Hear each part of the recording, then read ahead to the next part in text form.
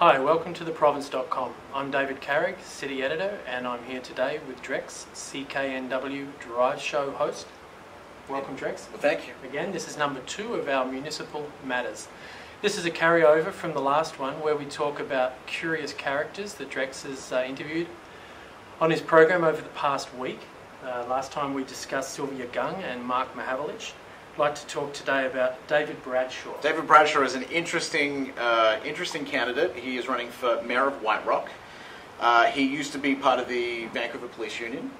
And what's interesting about Bradshaw is that Shaw organises these debates. And Ian McKenzie, who sets up all the debates for Shaw Television, generally contacts all these people and says, all right, we're going to do it, we're going to film it this day, here's who's going to ask the questions. So for example, Charlie Smith, who's a journalist here in Vancouver, is the guy that would be asking the questions for this particular one. David Bradshaw pulled out of the debate unless he got a list of questions first. Now, for those of you that are watching this and don't understand how journalism works, it's very rare, extremely rare for, as you would be able to vouch for this, it's very rare for journalists to give a list of questions ahead of something like that.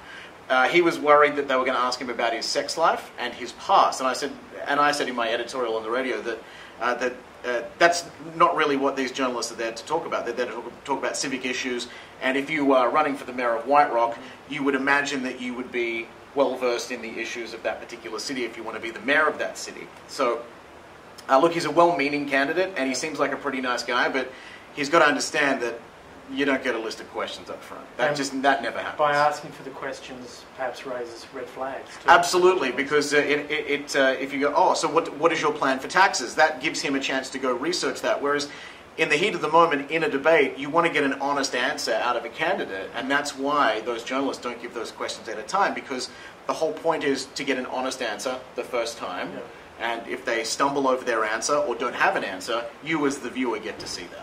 And Drex, the race is on right now between yourself and us to get a hold of John Bjornstrom, who's the bushman of the Shuswap.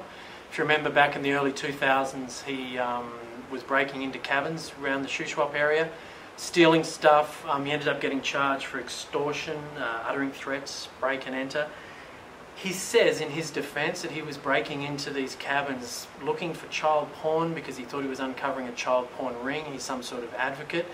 Looking at his profile on Facebook, he actually seems like quite a decent fellow. He has a big beard, and there's a picture of him like talking to a little squirrel that's kind of cute.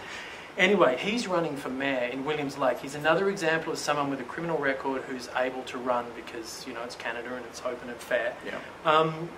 You're trying to get a hold of him. Yeah. We're trying to get a hold of him. Has he gone bush? Maybe. He's a bit of an odd duck. Mm-hmm. You don't just break into someone's cabin to see if they've got child pornography. That's the police's job. And you can't be, he's acting like a vigilante, and that's something you can't be doing.